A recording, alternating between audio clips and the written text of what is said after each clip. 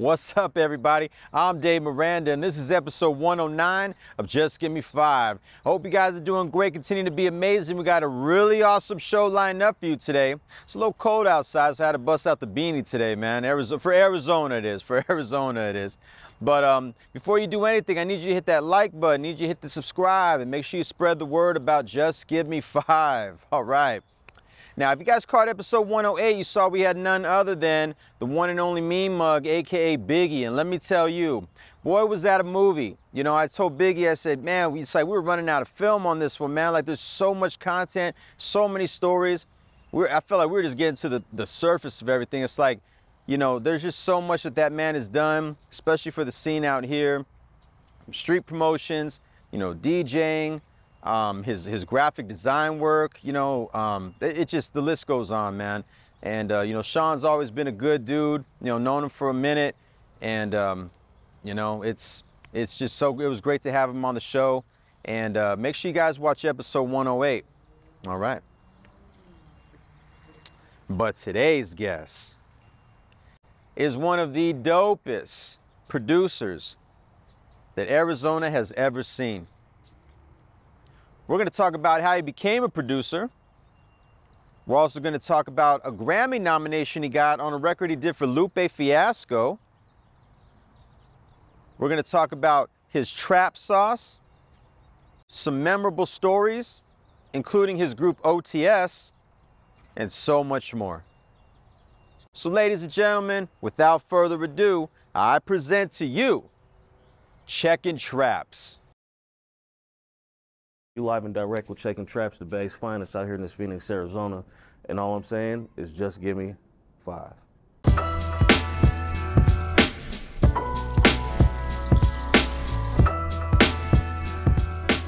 Oh, man. To be honest with you, JT the bigger figure, man. Okay. Fillmore's finest, you know what I'm saying? I used to watch a dude run around and drop top 50s, man, in candy paint and listen to that old GLP. And once I found out he was the one making the beats and he was rapping too, I was like, man, I gotta be a rapper and a producer. Right. I love doing both, so I had to say it was JT, man. And then do you remember, like, from there on, like, what was it like, man? You went to the shop, got the equipment, like, how did that all start? You know what? It wasn't never got the equipment. I started making beats when I was in college up at Foothill College. Okay. You know, my OG Mark Anderson kind of grabbed me by the, you know, by the head and put me on Cubase. Oh, okay. And I started making beats. We was having some issues because, you know, back then you had to spend $500,000 to buy a beat. You know what I'm saying? So we didn't have the money, you know, to buy no beats. So I had already been playing drums since I was, you know, in like 6th grade. So the music was already in me. I just needed to learn how to program them. So I bypassed the whole timeline of the beat machines and all that. I never had one. Wow. I went straight to Cubase and the computer, and you feel me, in a piano, a MIDI keyboard, I should say.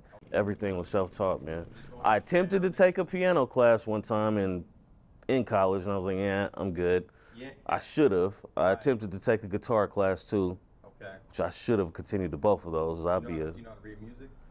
I know how to read drum music and bass clef music, but treble clef, no, I've never been good at that. It's science, right? Yeah, definitely. So you're doing that, everything, you know, now it's like, you know, you get in the groove, you're in college, you're learning it all. Do you remember the first, like, beat you actually made that you were like, okay, this is what I'm gonna do? First beat, no. But I do remember the first time when I was like, this is what we have to do. We threw a show at Foothill College, and JT and San Quinn and Seth the Gaffler and Demo off the whole GLP. Yeah. You know, I gave JT $500 and he came and he did the show, and me and my guys performed, and one of my boys at the time, Brian, was making our beats. Yeah. And we got like 1,000 people up to the school to come do this show, man. And you know, we made all that bread that night, and I was just like, yeah, I gotta do this. And I remember waking up the next day and had slept on my boy's couch that night, hopped on his Triton the next morning. Nice. And I was just, from there, it was just like, I gotta get good. I gotta get like these cats. They making, they making all the noise in the Bay, you know what I'm saying? So It was, I mean, it was low. I was cheating, I'll be honest with you, because, you know, my whole family's from Fillmore in the Bay Area, you feel me? Yeah. And JT's from Fillmore. My family had a store, you know, right on the Mac block in McAllister, you know, in Fillmore. So JT lived directly across the street in the Prince Hall Project. So he was coming to the store every day anyways to come, you know, so he know my granny, rest in peace, Miss B, the Fillmore legend. My pops, you know what I'm saying? He know all of them great. So I was fortunate enough to, you know, get blessed off of their relationships, ultimately. Right. Yeah. He plugged us. He could have charged us a lot more for that than what he did. A lot more. Definitely. So I'm blessed for that, man. I definitely got to work with a childhood legend, for surely. Definitely.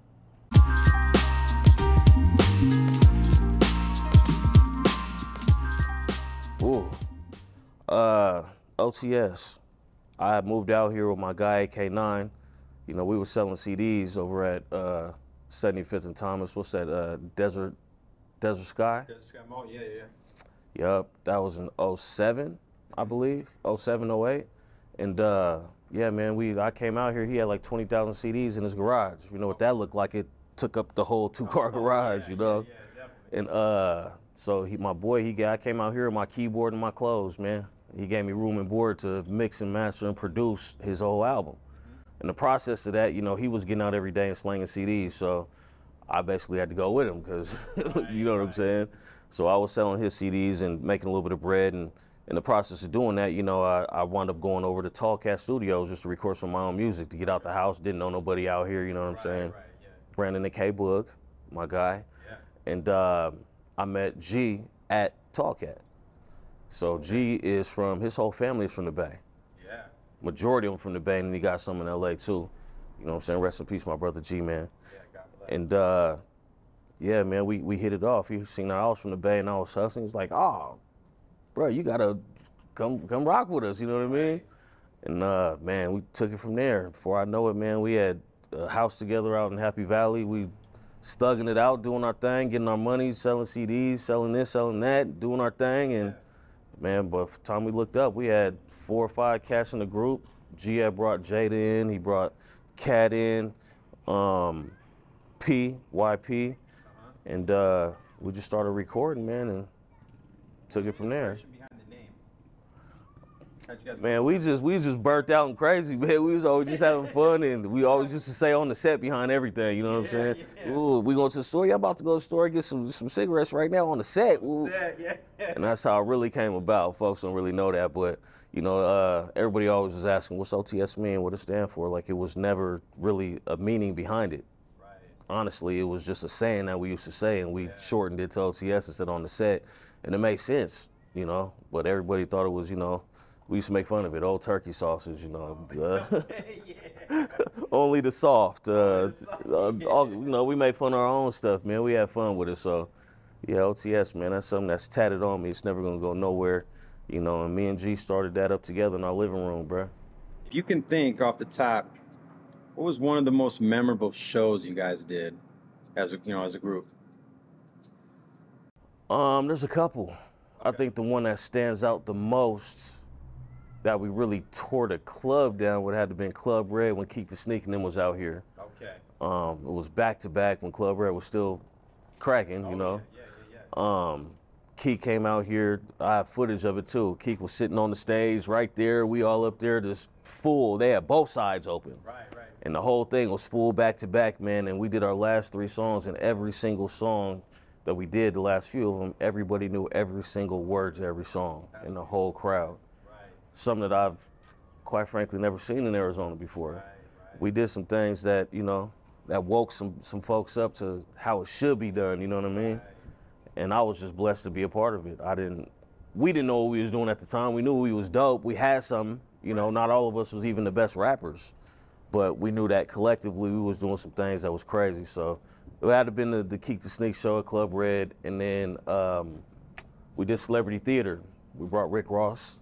I forget when it was, man. It had to have been probably 2012, 2011, something like that, 2013. It's kind of early Ross. Yeah. You know what I mean? Yeah. It was booming, man. Matter of fact, it might have been like 2014, 2015. Oh, okay.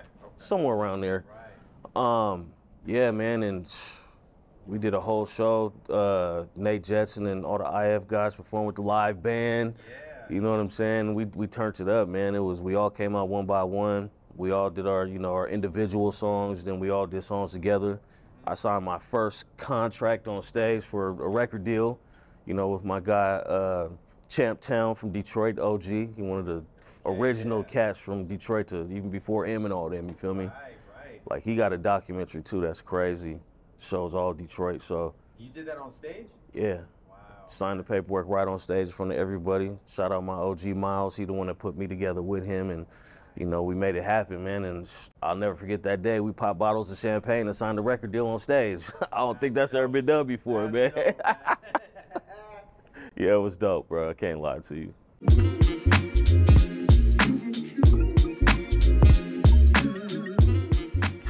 I never met the man to this day. Okay.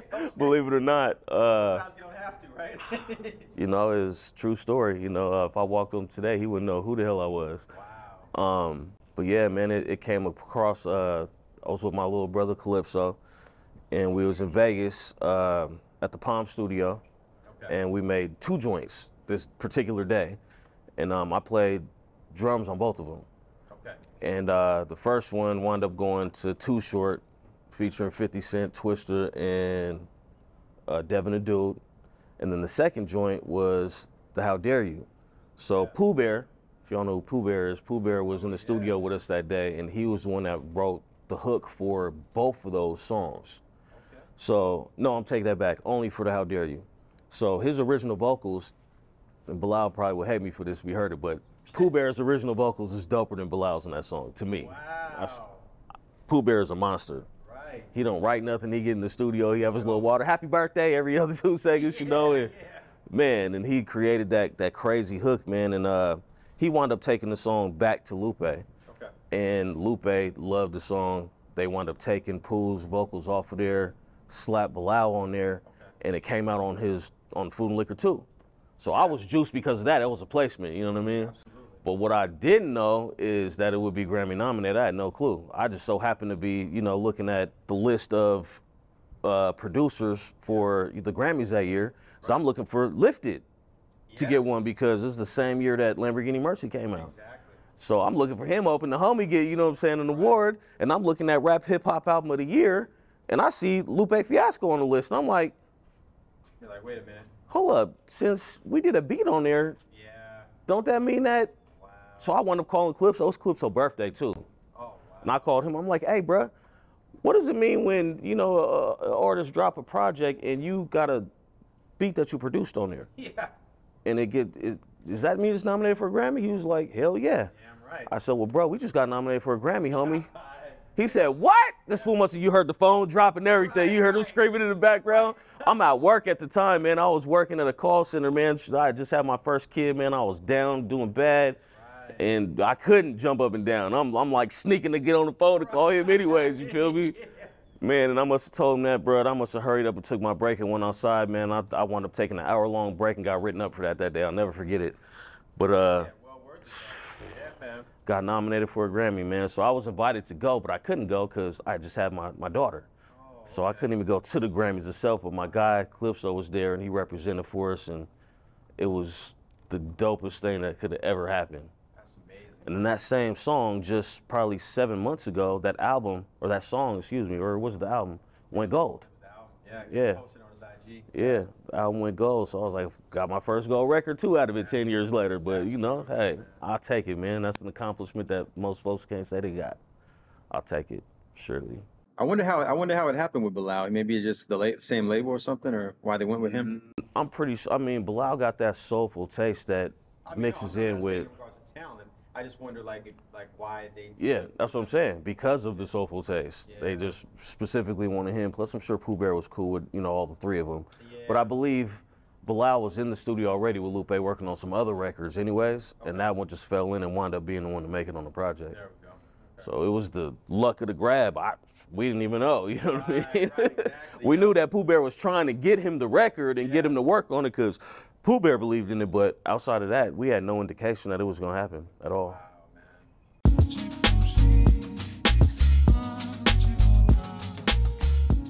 Oh, bro. Well, the team has made beats for, shoot, Take It Back to Mac Dre, and Calypso did something for Neo, AK9, Messy Marv, Twister, 50, Devin the Dude, Keek, Federation, the team, a bunch of folks, bro. A lot of folks out the Bay. I never really got out to New York, you know, or the South really too much.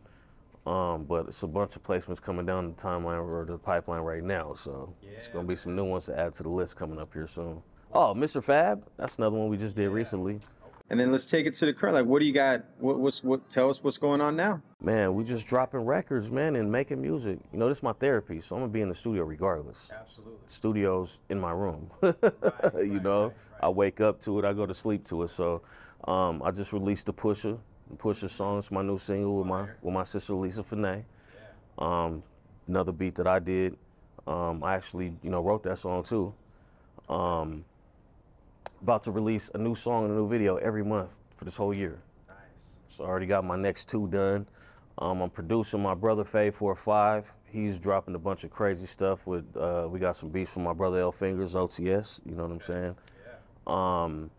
What else we got going on? The Trapp sauce.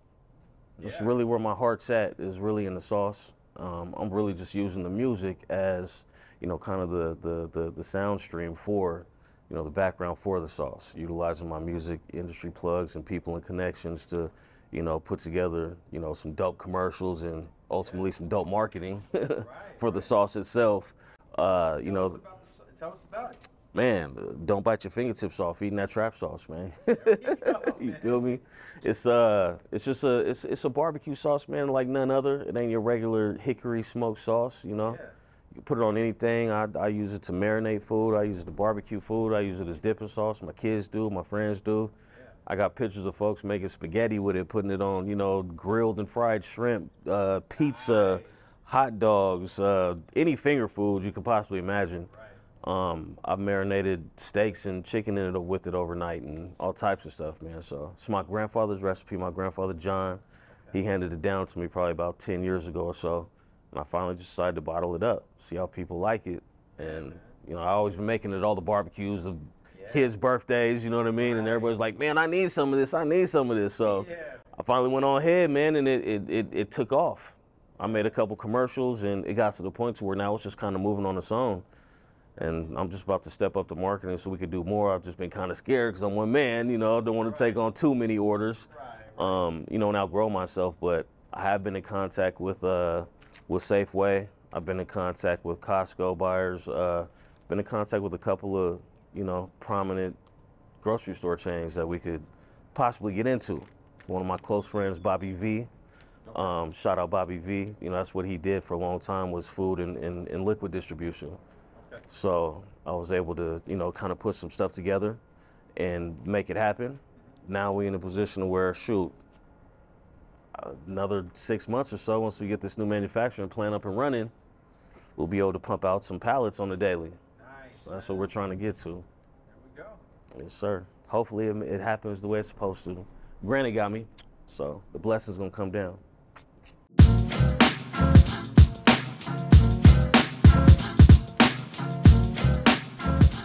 Blessed. That's another word for it. Blessed. It's funny that you even bring this question up, because at my grandmother's funeral this past weekend, part of the sermon was, it's better to give than to receive. I feel like I'm one of those guys. Anybody that you talk to, my name comes up, they will know that, or they'll tell you that I've done more for them than they've ever done for me. And that's not purposely on their behalf, it's because I make sure that I take care of my people. I've also been that guy who came from absolutely nothing and had to work for everything I had. And I don't want to see others have to go through, you know, that turmoil of falling on their face, even though it's part of the, you know, part of life, right? But if you can make it a little easier and kind of have some way to help guide you through the process, why not? I didn't have that. Nobody really helped me. A couple of close people, but for the most part, what you see here, I built, top to bottom.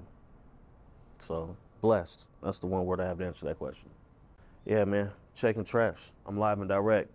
You got a little closer to me than most people would, but you know I got you, Cuddy.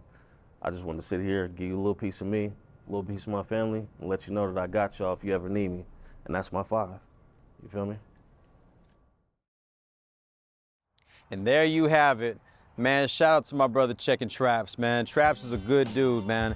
You know, solid, definitely like deserves his flowers. You know, everything that he's contributed to the Arizona scene, you know, coming out of the Bay Area, you know, but residing here, man, for many years, and just all the work he's done. It's incredible, man. He deserves all the praise, man. You know, and I wish you nothing but the best, my brother, and nothing less. Make sure you guys are following him on social media. And shout out to my brother Jimmy Nelson on the camera. Make sure you guys subscribe to that YouTube channel. Tell a friend to tell a friend. All right. Well, this was definitely one for the books. I hope you enjoyed it as much as I did. Until next time, stay tuned, stay blessed, stay healthy, and just give me 5, y'all. Everything you get, you got